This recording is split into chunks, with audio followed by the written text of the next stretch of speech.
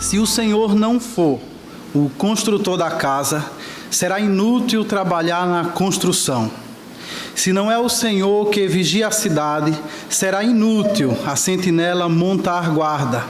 Será inútil levantar cedo e dormir tarde, trabalhando arduamente por alimento. O Senhor concede o sono àqueles a quem Ele ama. Os filhos são herança do Senhor, uma recompensa que Ele dá. Como flechas nas mãos do guerreiro, são os filhos nascidos na juventude. Como é feliz o homem que tem a sua aljava cheia deles. Não será humilhado quando enfrentar seus inimigos no tribunal. Oremos. Deus eterno, a Tua palavra nos ensina que ela é a espada do Espírito. Ela é fogo que queima a palha. A Tua palavra também é martelo que esmiuça a penha. É a Tua palavra que levanta aqueles que estão desanimados. É a Tua palavra que vivifica mortos. É a Tua palavra que é utilizada pelo Espírito para regenerar e santificar pecadores. É a Tua palavra também que liberta cativos. É a Tua palavra, ó Deus, que nos instrui, que nos exorta e que nos consola. E agora, Deus, nesse momento, quando o Teu povo coloca-se diante de Ti para ouvir a Tua voz, a nossa oração é que o Teu Espírito promova um encontro, através da palavra, um encontro da igreja com o seu Senhor. Nós Te pedimos que o Senhor fale outra vez poderosamente à sua igreja. Nós pedimos que o Senhor poderosamente também silencie todas as outras vozes que querem a todo tempo competir com a Tua voz, falando aos nossos corações. Que o Senhor nessa noite mais uma vez possa vencer toda a hesitação e toda a rebelião do nosso coração pecador, e que o Teu Espírito Santo possa nos sujeitar à Tua palavra revelada. Tenha misericórdia de nós, ó Pai, e abençoe-nos nesse momento, que o Teu Espírito nos assista. Nós Te pedimos assim em nome de Jesus. Amém. Meus irmãos, o salmo que nós acabamos de ler faz parte de uma sequência de salmos conhecido como salmos de romagem, ou mesmo como cânticos de peregrinação. Foram salmos compostos para que fossem entoados pelos peregrinos quando eles saíam das diversas cidades do território de Israel e eles caminhavam rumo ao Monte Sião, em Jerusalém, onde estava o templo, para lá oferecerem sacrifícios e adorar a Deus. Esse salmo também ele é bastante peculiar porque ele se encaixa numa categoria um tanto rara chamada salmo didático. Ou seja, diferente da maior parte dos outros salmos que exaltam a pessoa de Deus e cantam os seus grandes feitos na história, esse salmo tem um objetivo de nos ensinar uma lição preciosa. E é justamente por isso que eu selecionei esse texto, para que, a partir dele, possamos extrair lições sobre o legado familiar que os pais devem deixar para os seus filhos. E partindo deste ponto, que nós nessa tarde precisamos aqui questionar é: como os pais devem preparar os seus filhos para o casamento? Como que os pais podem influenciar positiva e com grande duração às gerações futuras? Olhando para esse texto que nós acabamos de ler, poderíamos, portanto, afirmar que se queremos influenciar as próximas gerações, em primeiro lugar, os pais precisam aprender a depender de Deus. Os 2 primeiros versículos que lemos desse salmo, eles nos ensinam isso claramente. Ele nos ensina que nós, enquanto criatura, dependemos em tudo da ação soberana do Criador em nossas vidas. Não apenas nas pequenas coisas da vida, não apenas nas grandes coisas da vida, mas até naqueles pequenos detalhes da nossa existência. Nós somos totalmente dependentes da ação de Deus. O que nós precisamos reconhecer à luz desse ensinamento é que nós não somos autossuficientes. Nós somos dependentes de Deus. E é por essa razão que o autor sagrado inicia a sua composição destacando 3 empreendimentos humanos nos quais pode-se observar o princípio da dependência. Ele fala primeiramente da construção de uma casa, depois ele fala sobre a segurança de uma cidade e, por fim, ele aponta para o sustento de um trabalhador. E em todos os casos, o que ele diz, a partir da repetição da expressão é inútil, é que cada um desses empreendimentos, para que tenha sucesso, eles precisam que Deus esteja à sua frente. Eles precisam ser auxiliados e serem sustentados por Deus. É exatamente o que lemos no versículo 1, quando diz: se não for o Senhor, o construtor da casa, será inútil trabalhar na sua construção. Se não é o Senhor que vigia a cidade, será inútil a sentinela montar guarda. Será inútil levantar cedo e dormir tarde, trabalhando arduamente por alimento. Porque diz o texto, é o Senhor que concede o sono àqueles a quem Ele ama. No primeiro exemplo, temos aqui algo bastante corriqueiro, como a construção de uma casa.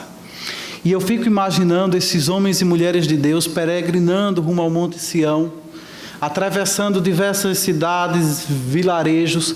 Quantas casas eles não devem ter visto sendo construídas?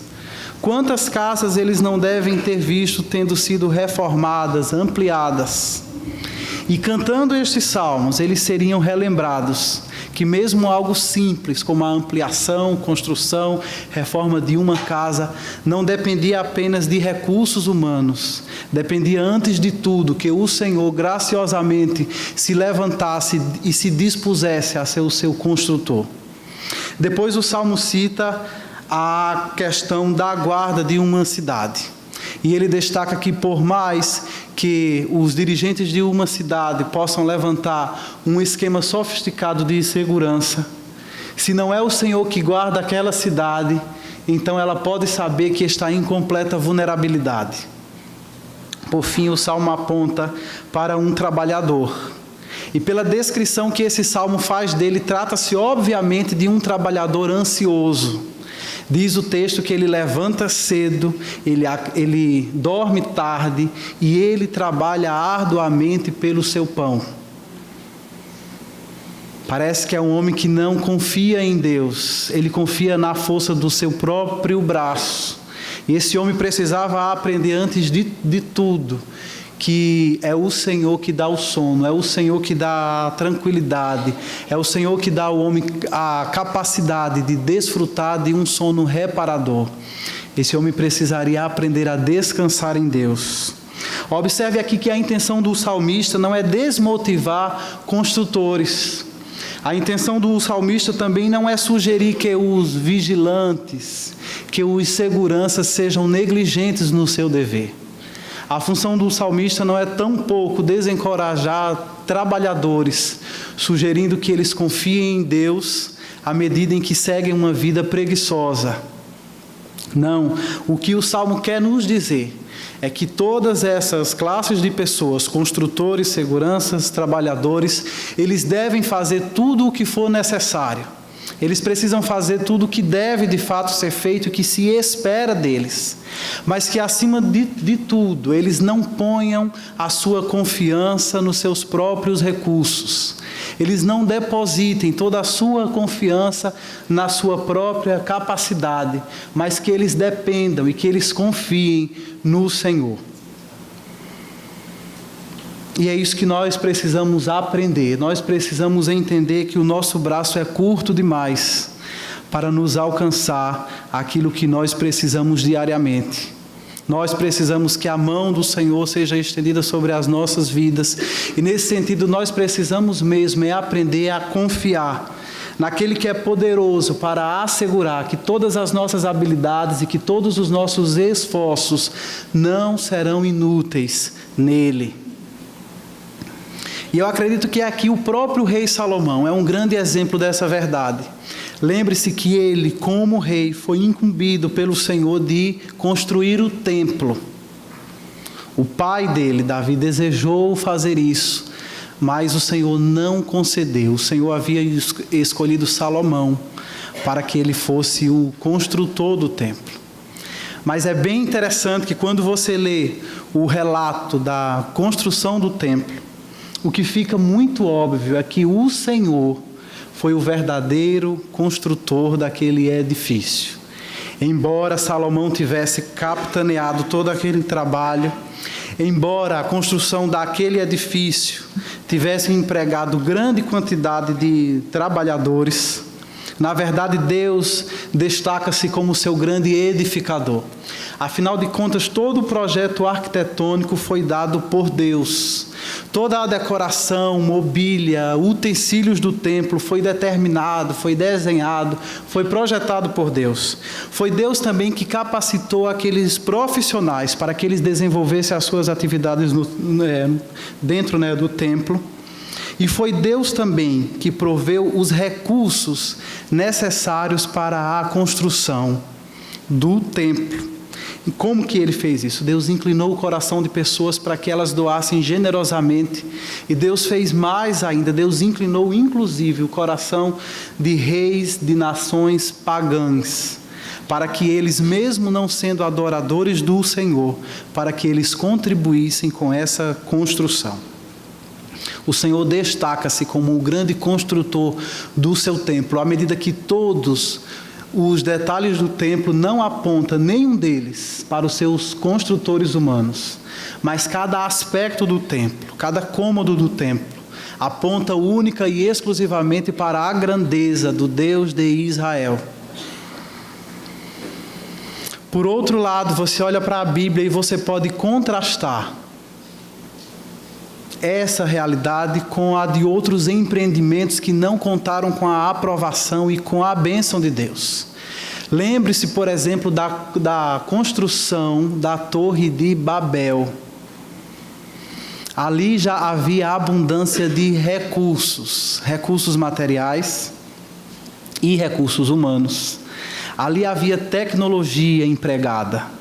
Ali havia uma união, havia um esforço colaborativo de muitos homens que estavam determinados a construir uma torre tão alta que o nome deles ficasse famoso na terra. Eles estavam unidos em prol disso. Eles estavam determinados para isso. E humanamente falando, eles tinham condições de sobra para concluir a obra que eles intentavam. Mas como aquela obra não apontava para a grandeza de Deus, como ela não contava com a bênção de Deus, como apesar de toda a exuberância daquela torre, Deus não era o seu grande edificador, o Senhor interveio naquela situação e num instante só, o Senhor arruinou todo o projeto megalomaníaco de Babel e confundindo a língua dos seus construtores, Deus soberanamente os dispersou sobre a terra. Comentando este salmo, Charles Spurgeon escreveu que a colher do pedreiro e o martelo, a serra e a plaina são instrumentos inúteis, a menos que o Senhor seja o mestre de obras. E eu acredito que ainda que esse texto, no seu sentido mais natural, refira-se à edificação de casas em seu sentido físico mesmo, casas como edifícios, nós podemos com segurança também aplicar o princípio da dependência na edificação da nossa casa enquanto família. E a gente pode fazer essa aplicação porque é exatamente isto que o autor desse salmo faz a partir da segunda metade do salmo. A partir do versículo 3, ele aplica o princípio da dependência às questões familiares. Mais exatamente, o autor dos salmos aplica o princípio à criação de filhos. Podemos ter segurança nessa aplicação também porque ela está dentro do contexto que o salmo seguinte oferece. Lemos aqui o Salmo 127, e se você lesse adiante, o Salmo 128 também traz à tona o tema da família. De forma que nós poderíamos dizer aqui, com toda a certeza, que se o Senhor não edificar a nossa família, serão inúteis então todos os esforços e todas as intenções dos seus membros. Porque para que uma família seja verdadeiramente edificada, não é suficiente que os seus membros tentem apenas fazer as coisas certas. Não é suficiente que cada um queira fazer apenas a sua parte. Não basta que nós tentemos ser compreensíveis uns com os outros, porque no final das contas, nós somos pecadores tentando viver em família. E por mais que nós nos esforcemos, nós simplesmente não conseguimos acertar o tempo todo, nem conseguimos acertar com todo mundo. Nem sempre também nós cumprimos com as nossas responsabilidades e quase nunca nós estamos dispostos a abrir mão das nossas razões, a abrir mão dos nossos direitos para sermos compreensíveis com os outros. Precisamos reconhecer que nós somos pecadores tentando viver em família e isso, irmãos, é muito difícil. E se o Senhor não estiver à frente, esse projeto será totalmente inviável.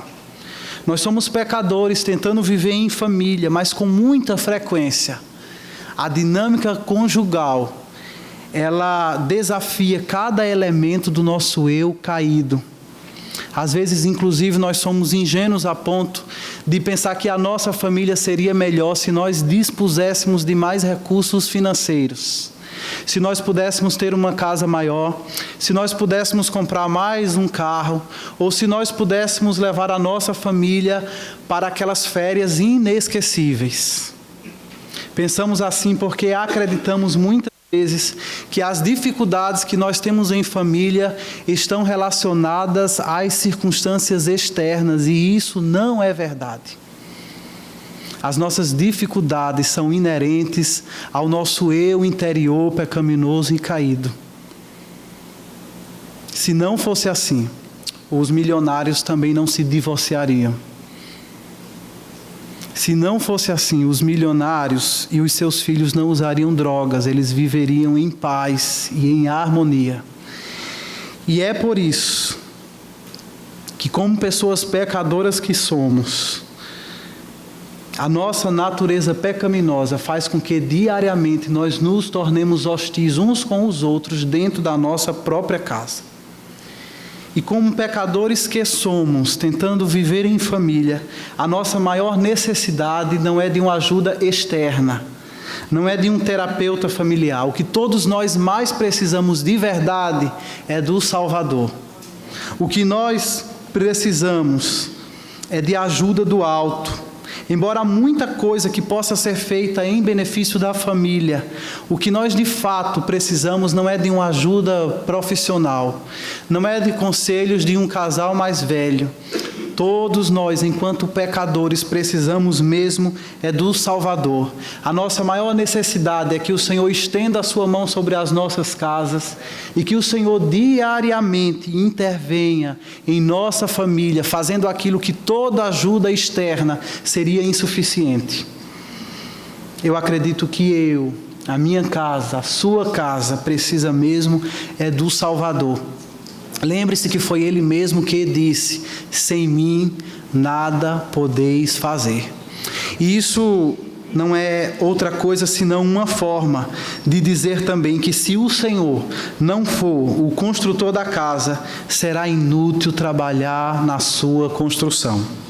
Portanto, se nós queremos preparar os nossos filhos para o casamento, se nós queremos influenciar de fato as gerações futuras, a primeira lição que nós precisamos lhes ensinar é que se o Senhor não for o construtor e o fundamento da nossa família, todo esforço humano será inútil. E é por isso que nós precisamos aprender a confiar, a depender e a descansar nele. Em segundo lugar, irmãos, além de nós dependermos de Deus, a fim de exercermos uma influência duradoura sobre as próximas gerações, nós, pais, precisamos agir com responsabilidade. Na segunda metade do Salmo que lemos, a partir do versículo 3, nós vimos que a ênfase recai sobre a bênção que Deus concede às famílias através dos seus filhos. Leia comigo outra vez, versículo 3. Os filhos são herança do Senhor, uma recompensa que Ele dá. E aqui eu acredito que está uma das afirmações mais contraculturais que a Bíblia faz para a nossa sociedade. E, infelizmente, eu não estou aqui me referindo apenas ao mundo lá fora. Precisamos reconhecer que dentro da própria igreja, cada vez mais existe uma noção consolidada de que mais do que o próprio casamento, os filhos são um empecilho à felicidade do casal. E as razões para essa forma de pensamento são óbvias. Numa sociedade que colocou dinheiro, prazer e interesses individuais acima de qualquer outra coisa, é óbvio que os filhos passarão sempre a ser vistos como um estorvo. Mas a despeito dessas formas mundanas de percepção da vida, este salmo nos convida a ver a família pela ótica de Deus. E assim nós podemos reconhecer que os filhos não são um estorvo, os filhos não são empecilhos à nossa felicidade. Os filhos são sim uma prova da bondade de Deus para com os seus servos. Os filhos são herança, os filhos são uma recompensa dos céus. E, portanto, é um grande privilégio que o Senhor nos dá, enquanto família e também enquanto igreja, que tenhamos aqui filhos, que tenhamos aqui crianças. Precisamos também, irmãos, como cristãos que somos, lembrar que nós somos geração eleita, lembrar que nós somos geração santa, que nós somos um povo histórico escolhido por Deus para revelar a sua salvação. E, portanto, os cristãos conscientes disto devem receber os seus filhos com ação de graças, porque eles também são herdeiros da aliança juntamente conosco. E é justamente por isso que o apóstolo Pedro, no dia de Pentecostes, diz: a promessa é para vós e para os vossos filhos. E é por isso que eles são para nós, apesar de todo o trabalho que podem dar, apesar de toda a energia que Ele nos suga, eles são para nós bênçãos. Eles são herança do Senhor, eles são herdeiros da aliança juntamente conosco. E a cada criança que a família de Deus recebe, é para nós a renovação da promessa de que Deus recebe os seus servos e os seus filhos juntamente com eles. E nós nos alegramos no Senhor também a partir deles. Mas existe aqui também um padrão bíblico que nós precisamos enxergar. É um padrão bastante recorrente ao longo da Bíblia toda. Todas as vezes que Deus concede um privilégio ao seu povo, juntamente com esse privilégio advém uma responsabilidade. E eu não sei se você percebeu isso no texto. No versículo 4, falando sobre os filhos, ele diz que como flechas nas mãos do guerreiro são os filhos nascidos na juventude. E aqui nós vemos esse aspecto da responsabilidade, uma vez que o salmista compara os nossos filhos a flechas. E como armas que são, as flechas precisam ser manuseadas com muita habilidade e com muita responsabilidade. As flechas não estão aqui para serem atiradas aleatoriamente. Elas precisam ser lançadas para alvos cuidadosamente estabelecidos. E é por isso que nós, enquanto pais, precisamos ser responsáveis e precisamos ser habilidosos para que nós não desperdicemos as flechas que o Senhor nosso Deus nos deu. Quer você tenha muitas ou poucas flechas em suas mãos, você precisa ser responsável, porque cada uma delas é preciosa demais para que se perca. E então nós também precisamos refletir sobre que direção temos dado aos nossos filhos. Em que direção nós temos lançado essas flechas que o Senhor graciosamente colocou em nossas mãos. Porque se nós, como crentes, simplesmente seguirmos o curso deste mundo, o único alvo que nós vamos estabelecer para os nossos filhos é o sucesso profissional. É assim que as coisas acontecem normalmente. É assim que os pais pensam naturalmente. É para isso que os pais, de uma forma geral, investem em seus filhos, para que eles tenham sucesso profissional. E aqui eu não estou criticando, eu não estou desvalorizando esse interesse que cada pai precisa ter no fato de que o seu filho pode ser bem-sucedido. Isso é muito importante. Somos pais responsáveis e nós queremos ver o melhor para eles. Mas como uma comunidade contracultural do Evangelho, nós, discípulos de Cristo, precisamos discernir se não existe um caminho melhor. Nós precisamos tentar entender se este é realmente o alvo mais importante para os nossos filhos, que eles meramente alcancem sucesso profissional. Eu não estou perguntando se isso é importante, eu estou questionando se isso é o mais importante. Eu quero que você pense biblicamente sobre isso. Será que o sucesso profissional do seu filho, a carreira do seu filho é o alvo para o qual você deveria investir a maior parte dos seus esforços? Eu jamais negaria aqui a importância do trabalho, porque o trabalho é uma vocação. Qualquer trabalho digno e honesto deve ser encarado como um ministério, porque todos nós fomos chamados por Deus para isso também. Entretanto, falando biblicamente, existe um ministério superior que se impõe sobre os demais. É o ministério do casamento. E eu falo sobre ele como um ministério porque é de fato aquilo que ele é. O casamento é um chamado de Deus para a humanidade. E não apenas um chamado, mas é o primeiro chamado de Deus para a humanidade. Lembre-se da criação. Antes que Deus chamasse qualquer homem para o mercado de trabalho, antes que Deus chamasse um servo seu para o ministério pastoral, antes que Deus chamasse um filho seu para o trabalho missionário, Deus chamou o homem para a vida matrimonial, para a dinâmica familiar. Deus chamou o homem no Éden antes de todas as outras coisas, para que ele constituísse família.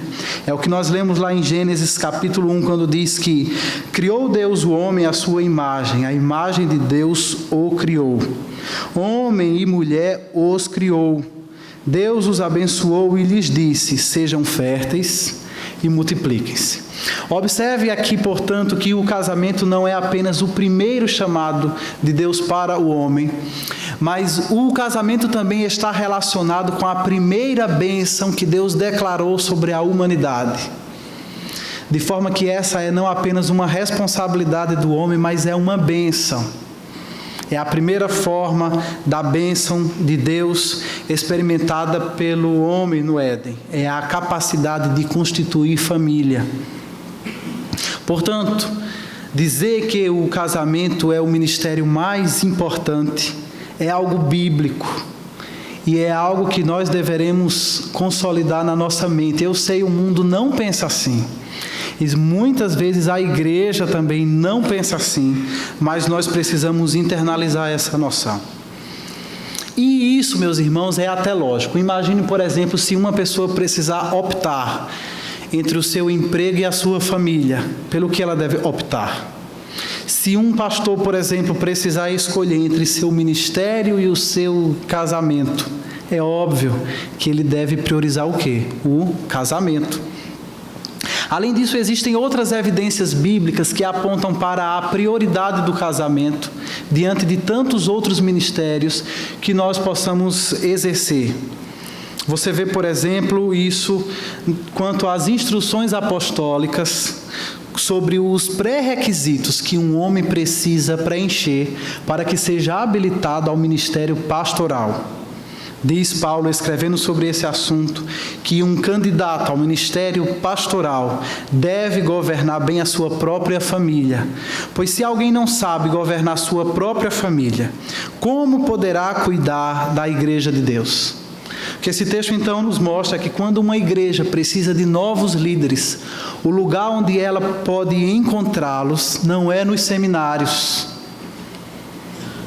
Isso é um equívoco que a igreja comete há muito tempo. O lugar onde a igreja precisa e deve procurar novos líderes é na instituição primeira, é na família.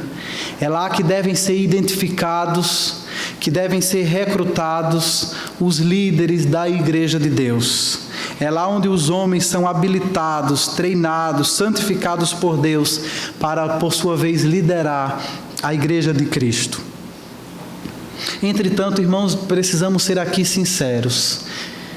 Quem dentre nós pais tem se engajado na preparação dos filhos para o ministério do casamento?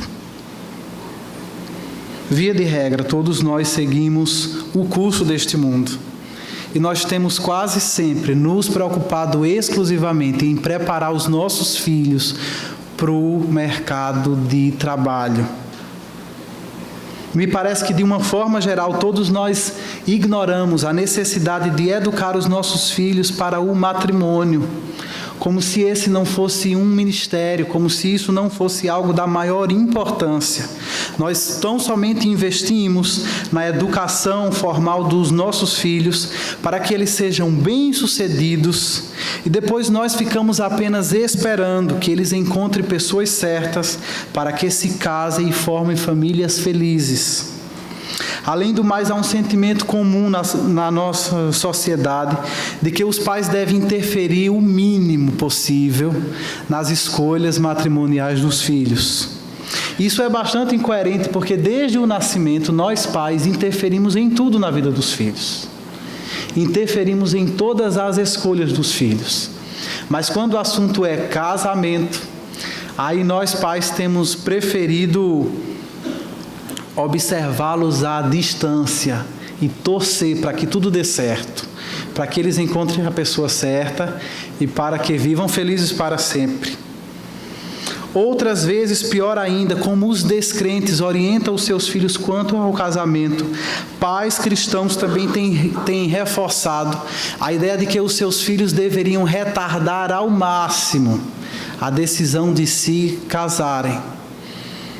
Ímpios e crentes muitas vezes têm instruído os seus filhos para que eles curtam a vida, para que eles aproveitem ao máximo, para que eles desfrutem de tudo que o mundo tiver a lhes oferecer, e só depois é que eles devem pensar em casamento.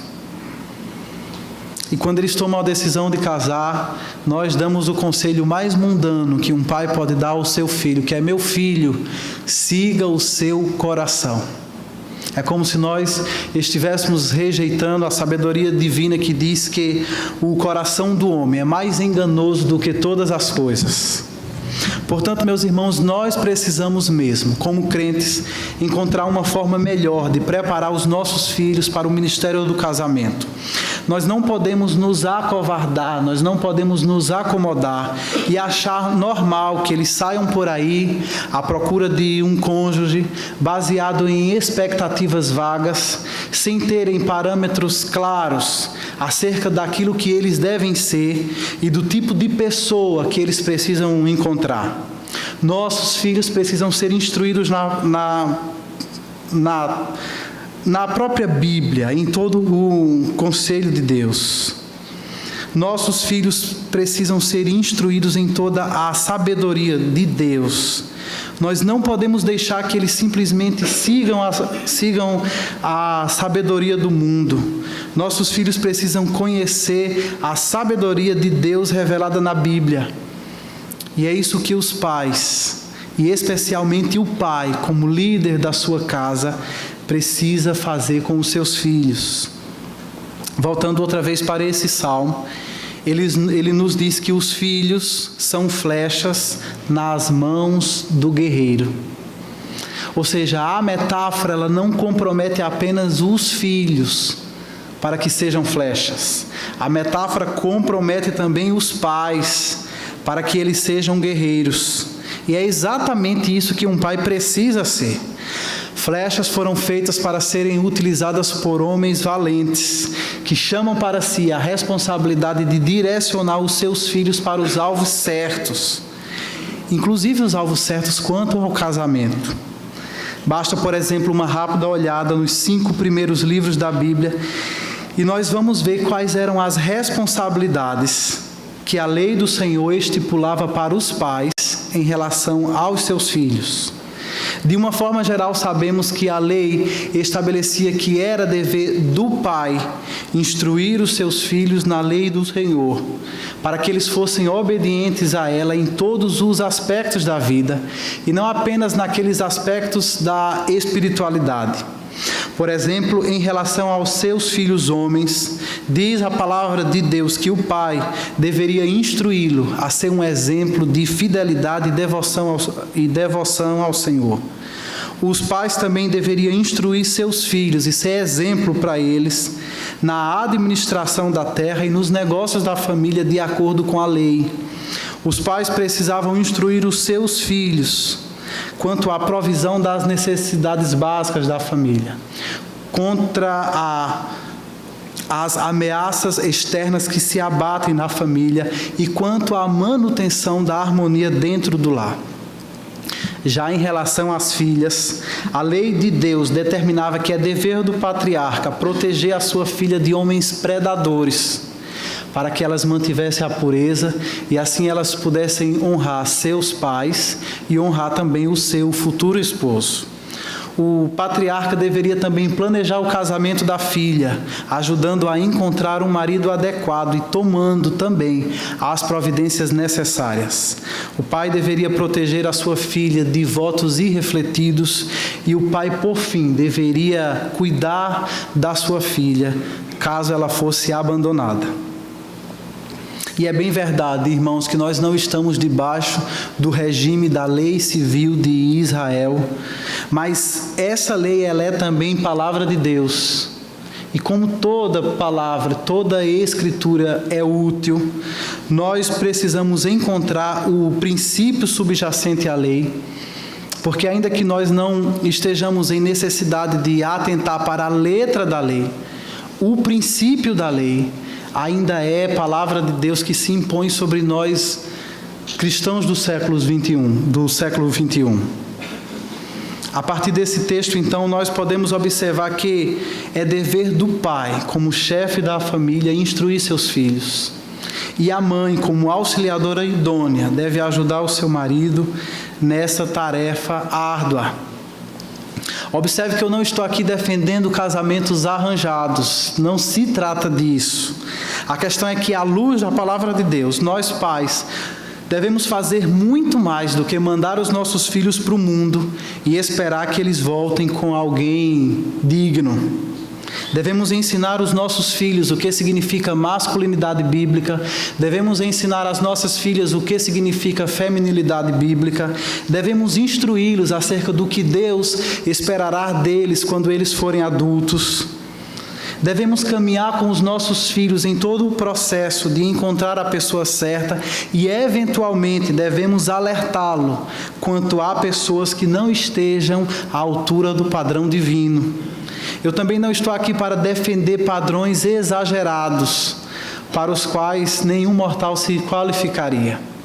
Se você acha mesmo que os padrões da palavra de Deus são exagerados, então experimente considerar os padrões do mundo. Lembre-se do que é que as pessoas hoje no mundo costumam comumente idealizar para os seus pretendentes. E aí vocês sabem, as mulheres hoje precisam ser turbinadas, precisam estar sempre com uma aparência sensual e precisam estar sempre belas. Os homens, por sua vez, precisam também manter a forma, precisam serem bons de papos, elegantes, terem sucesso profissional e, de preferência, se espera que os homens tenham casa e carro próprios. E isso, sim, é um padrão exagerado. E não é isso que nós devemos alimentar na mente e no desejo dos nossos filhos. A nossa responsabilidade é ensiná-los os requisitos bíblicos e encorajá-los a não se satisfazer com menos do que isso, tendo eles primeiramente atendido ao que a Bíblia determina para eles e tendo eles primeiramente sido qualificados biblicamente. Precisamos, portanto, encarar que é dever dos pais equipar os seus filhos, treinar os seus filhos, encorajar os seus filhos para constituírem família, porque é o casamento dos nossos filhos que servirá de fundamento para as próximas gerações. E nesse sentido, nós, crentes, precisamos sair do paradigma mundano de pais provedores e de pais cuidadores e precisamos nos apropriar do paradigma bíblico de pais discipuladores. Precisamos ir muito além do que os pais do mundo fazem com os seus filhos. Afinal de contas, mais uma vez, citando aqui Charles Spurgeon, ele escreveu que as flechas não nascem prontas. As flechas surgem nas árvores, em forma de gravetos.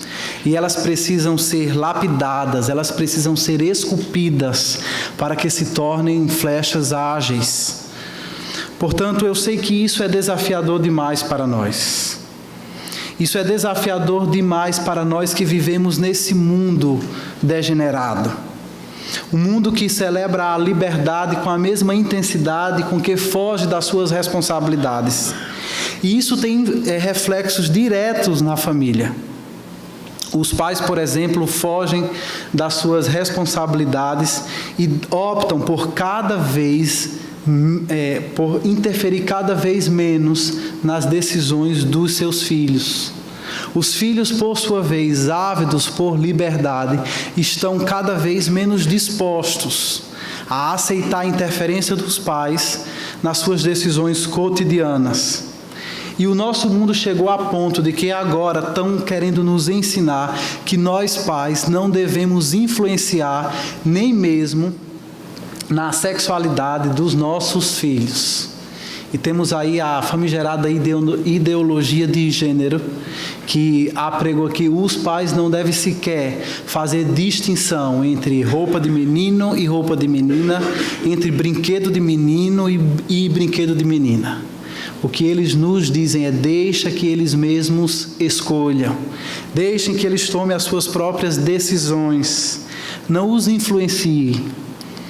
E, meus irmãos, isso é extremamente contraditório, é muita liberdade, é pouca responsabilidade, e no final a conta não fecha, apenas torna mais difícil para nós, pais crentes, a tarefa de educarmos os nossos filhos. E é por isso que, mais do que nunca, nós homens precisamos ser valentes e devemos puxar para nós com toda a ousadia, com toda a garra necessária, a responsabilidade da orientação familiar. Mas, acima de tudo, precisamos lembrar que essa tarefa é grande demais para nós e é por isso que nós precisamos depender de Deus. E aqui também eu quero dar uma palavra de incentivo àquelas mães que por algum motivo estão sozinhas na tarefa de educar seus filhos. Seja porque estão divorciadas, seja porque foram abandonadas, ou seja porque são agora viúvas. Ou mesmo aquelas mães que, tendo maridos em casa, eles são aquele tipo de marido que simplesmente prefere não se engajar na criação dos filhos. Maridos que estão dentro de casa apenas fisicamente, mas não estão emocionalmente, que não estão participando efetivamente, que não estão exercendo o seu papel de líder. A minha oração nessa tarde é que Deus tenha misericórdia de vocês e que Deus ajude e empodere vocês para suprir essa lacuna. Que, como mulheres sábias e submissas ao Senhor, vocês possam ser usadas por Ele na edificação do lar, na instrução dos filhos e na preparação das gerações futuras. Recentemente eu ouvi a história de uma irmã nossa, cujo esposo era esse tipo de homem. Um homem que, apesar de viver com eles dentro de casa, era completamente alheio à criação dos filhos. E por mais que as coisas ruins acontecessem na família, por mais sofrimento e doença que eles enfrentassem, ela percebia que o seu esposo ficava cada vez mais insensível. E certa vez, muito angustiada, mas com muita fé no coração, essa nossa irmã orou ao Senhor E ela fez uma oração que eu achei bem interessante. Ela pediu ao Senhor que o Senhor desse forças a ela e que o Senhor a capacitasse para que, a despeito da indiferença do marido, que ela criasse seus filhos, que ela educasse seus filhos e que ela preparasse seu filho para que no futuro ele fosse para sua esposa aquele tipo de marido com quem ela gostaria de ter casado. E essa mulher investiu nisso, investiu em anos, instruindo o seu filho na palavra de Deus, e agora ele é adulto e ela pode testemunhar que Deus foi com ela, que Deus teve misericórdia dela, que Deus de fato edificou a casa dela, e agora ela tem o seu filho adulto e ela olha para ele e vê que ele é exatamente isso. Ele é o tipo de homem com quem ela gostaria de ter se casado no passado.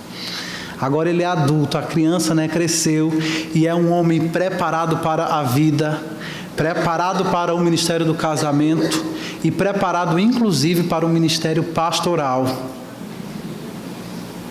E eu conto essa história para que sirva de incentivo para você. Que essa história seja inspiração para você. Que não é porque você está só em relação ao marido. Você pode saber que você não está só se você conta com o Senhor na edificação da sua casa. Em último lugar, irmãos, a fim de influenciarmos as gerações futuras, além de nós aprendermos a depender de Deus, e além de nós agirmos com responsabilidades, nós, pais, precisamos manter a esperança. Quando nós olhamos e quando nós pensamos nesse grande desafio, que é educar filhos piedosos num mundo ímpio, nós corremos o risco de ficarmos bastante desanimados. Principalmente quando a gente olha para a complexidade das exigências que Deus faz para nós pais. Nós olhamos para a nossa inabilidade e nós ficamos muitas vezes frustrados. E é aqui que a palavra de Deus vem nos encorajar, para que nós ergamos a cabeça e para que nós olhemos para o futuro dos nossos filhos com esperança. Versículo 5 diz: como é feliz o homem cuja aljava está cheia deles. Eu acredito que você já deve ter entendido a metáfora mais uma vez. Se não, talvez seja útil para você saber que aljava é aquele estojo que os guerreiros levam a tiracolo e onde eles guardam as suas flechas. E o que a palavra de Deus está aqui dizendo é que um homem que tem filhos, ele é como um guerreiro cuja aljava não está vazia, mas está cheia. E por isso ele é feliz. Por isso diz a palavra de Deus, ele é um homem que pode ser chamado bem-aventurado. Na sequência do Salmo, o salmista conclui com um exemplo de uma bem-aventurança em relação aos filhos.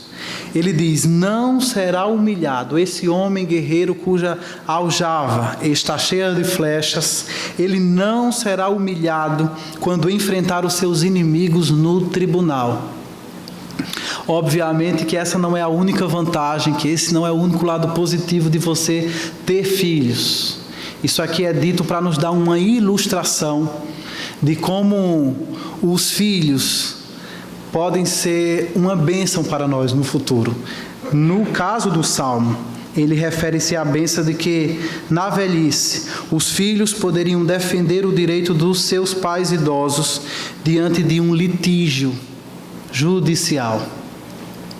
E é assim, irmãos, que a palavra de Deus nos encoraja a olharmos para os nossos filhos. Não olhar para eles como uma dor de cabeça, não olhar para eles como uma fonte de preocupação, mas olhar para eles com esperança.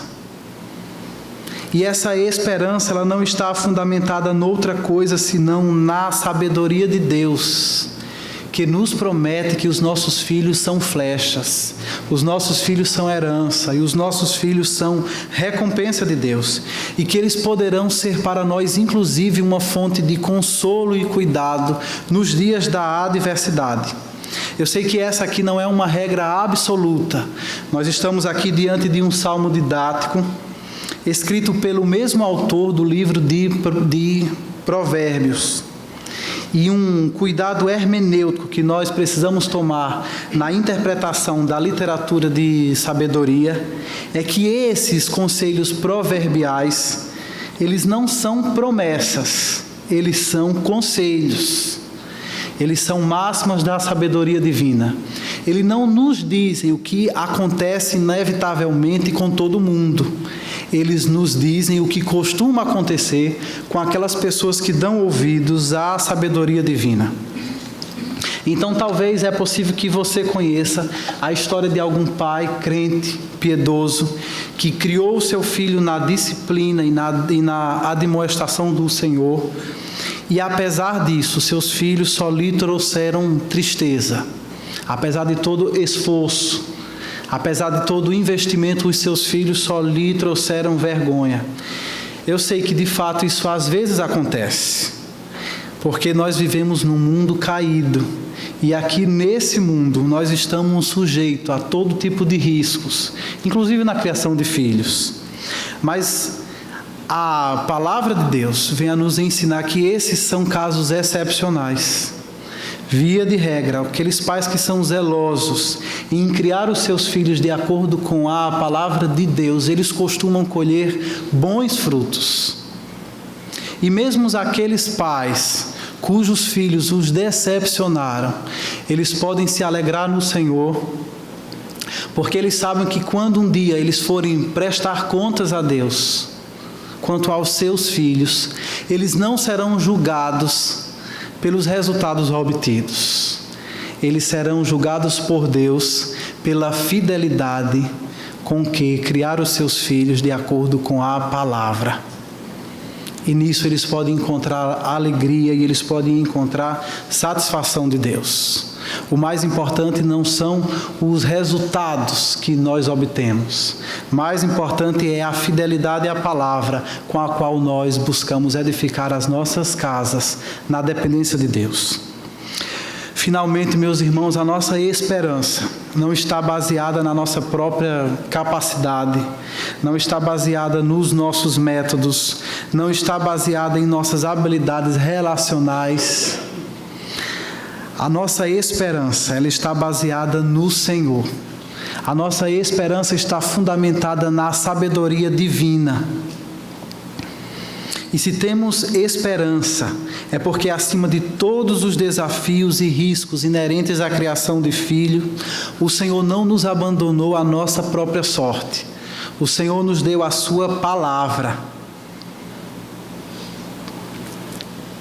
E quando é o Senhor que edifica a nossa casa, quando nós dependemos dEle, quando nós agimos com responsabilidade, então o Senhor, Ele nos habilita para que nós corajosamente possamos erguer o arco da fé e possamos lançar os nossos filhos na direção que Deus mesmo estabeleceu para eles.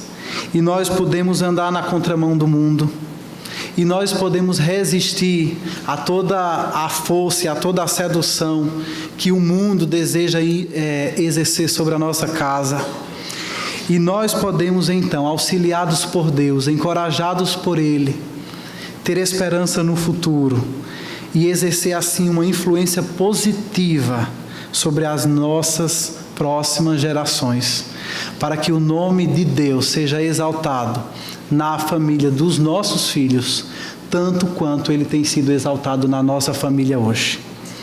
Que o Senhor nos abençoe a sermos assim, uma família para a sua glória, que vive na dependência dEle e que prepara a futura geração. Que sejamos todos nós então, para a glória de Deus. Amém.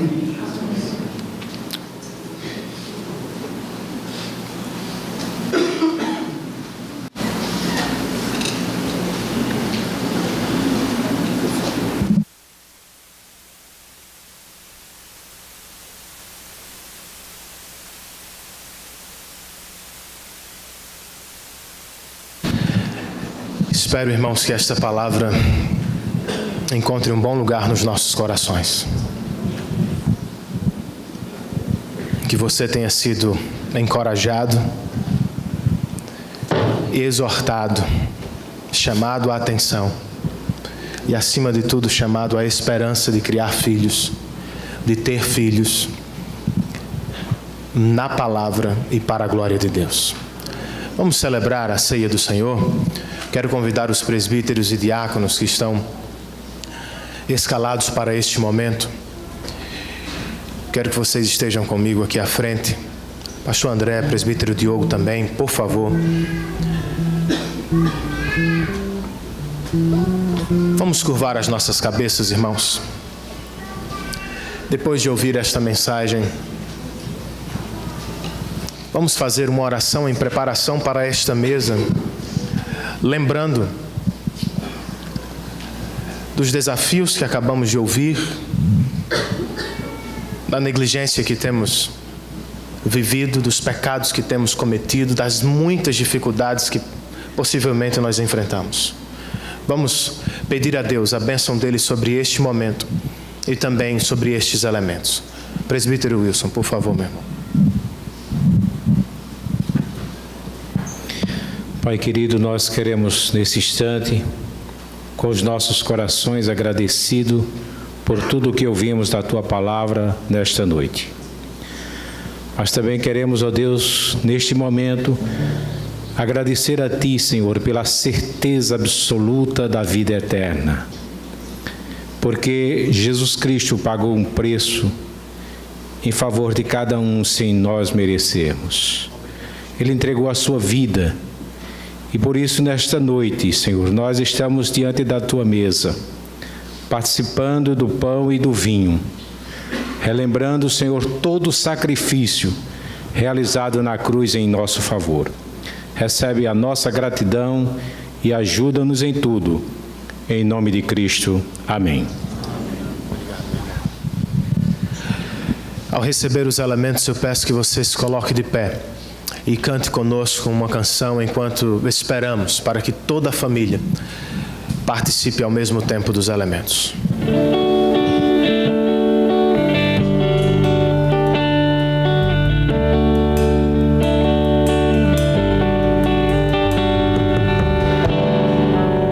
Ele não tinha qualquer beleza ou majestade para nos atrair. Nada havia em sua aparência para o desejarmos, mas rejeitado dentre os homens, ainda assim carregou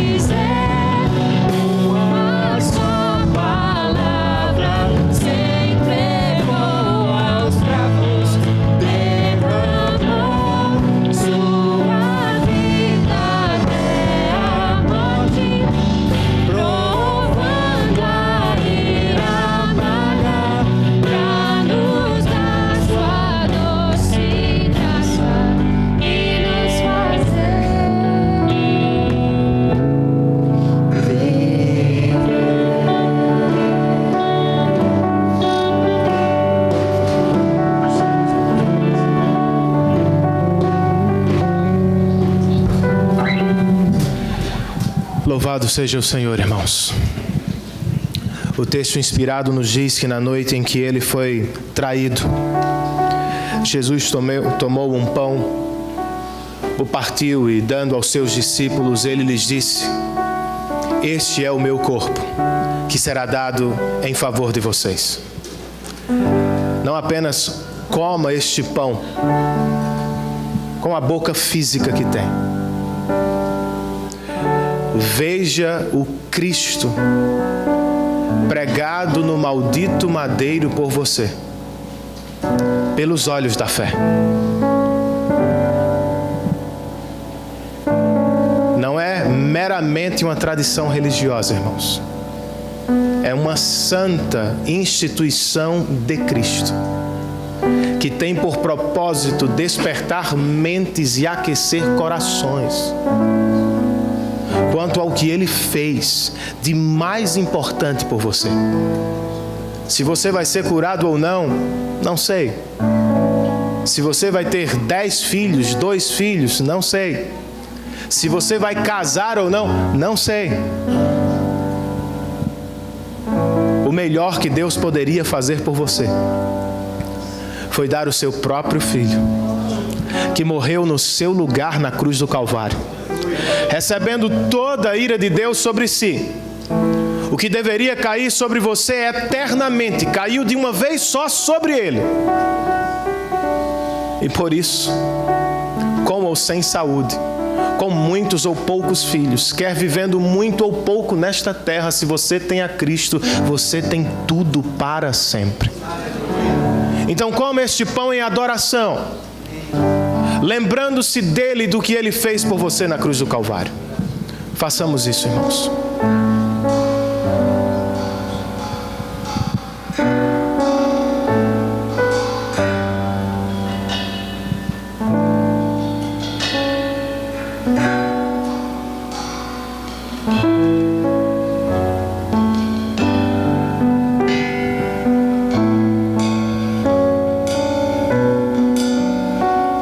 De modo semelhante, o Senhor tomou um cálice com vinho,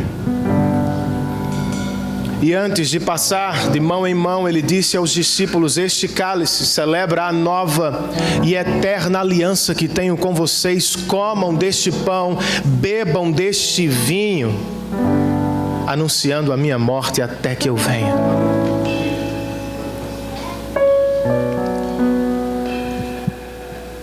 Só tem um tipo de pessoa aqui, irmãos: pais, mães, solteiros, filhos, pecadores. Nunca conseguiremos acertar todas as vezes. E por causa de uma única vez que erramos, nos tornamos, por nossos próprios pecados, alvos da ira perfeita de Deus. Ele não morreu para se tornar um mártir, um herói. Ele morreu como um sacrifício puro, perfeito, no seu lugar. Ele é, de fato, o Cordeiro de Deus que tira o pecado do mundo, para o qual todos os cordeiros do AT apontavam e para a qual esta mesa continua apontando hoje. Jesus morreu por você, meu irmão. Então beba este cálice em adoração ao Cristo que verteu a vida para nos dar salvação.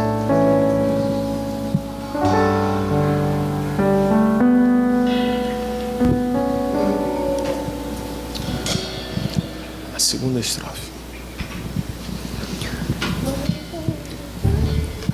Mas rejeitado Dentre os homens, ainda assim carregou nossas dores, o seu castigo nos traz paz, e a esperança não se desfaz. adoremos ao Senhor. A oferta pela Ele ofereceu pra satisfazer o Criador. Ele morreu pra que a sua luz em nós pudesse brilhar. O Filho do amor se entregou em nosso lugar. Ele é o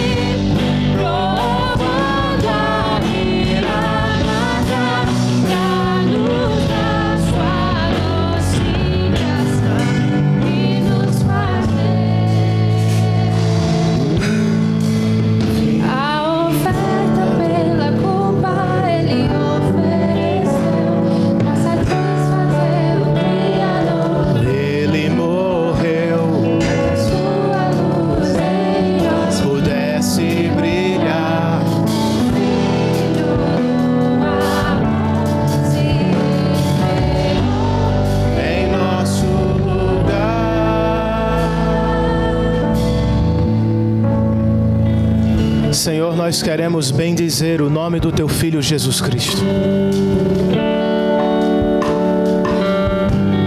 É só por Ele que podemos nos aproximar de Ti. Outrora estávamos perdidos e Ele nos achou. Éramos cegos e Ele nos deu visão. Estávamos eternamente condenados e em um só ato Ele morreu por nós e nos deu salvação. Perdoa-nos, ó Senhor, por nossos pecados. E usa esta mesa, usa este culto como instrumentos da Tua graça, para despertar as nossas mentes, aquecer os nossos corações quanto à realidade espiritual de nossas vidas. Senhor, tenha misericórdia de nossas famílias. Nós não queremos pagar altos preços no futuro, porque negligenciamos a educação cristã, porque negligenciamos o culto cristão, Senhor. Se os nossos filhos não aprenderem a andar em direção a esta casa, certamente tomarão outros rumos. Tenha misericórdia de nós.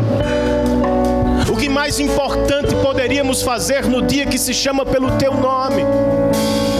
Que outra matéria seria mais importante do que a Tua palavra? Que outro futuro seria melhor do que o eterno? Desperta-nos, Senhor, por graça e misericórdia. Enche-nos de coragem, como ouvimos hoje. Que pais sejam homens de verdade, guerreiros corajosos, que não apenas se cansam lá fora batalhando pelo que comer, mas que se cansam ainda mais dentro de suas casas, protegendo e ensinando seus filhos.